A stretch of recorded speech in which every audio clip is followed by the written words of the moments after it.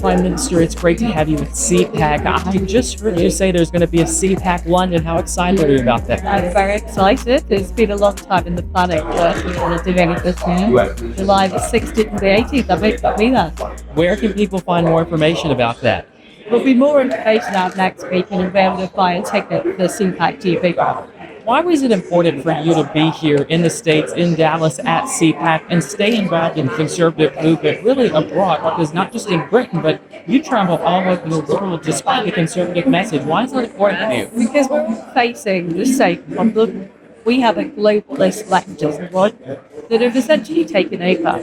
They've taken over our international institutions, they've taken over lots of governments, including in the UK, and we need to work together to fight them and to fight back. And I thought it was interesting this session had a backdrop about George Soros, because we know he is funding a lot of these leftist organizations. We need to get our act together to fight this figure. Absolutely, and I think President Trump has tried to do that as best he can. What would you say your message is for President Trump if he would be listening? Well, my message is he has to keep going.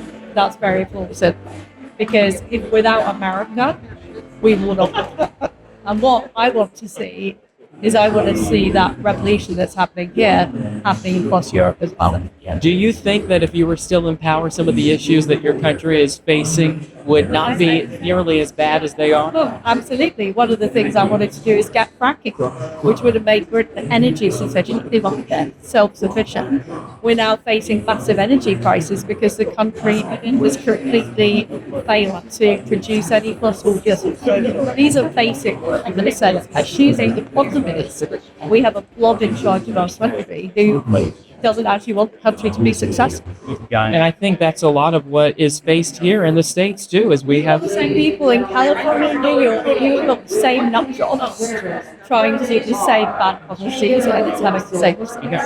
And I think, as you were mentioning in your speech, it just really translates up. What's happening there is coming here, so we got to be warned. Exactly. If you don't fight it, it's coming to you next. Absolutely. We look forward to seeing you in London at CPAC in London. Thank you for doing this. Good to have you. Thank you.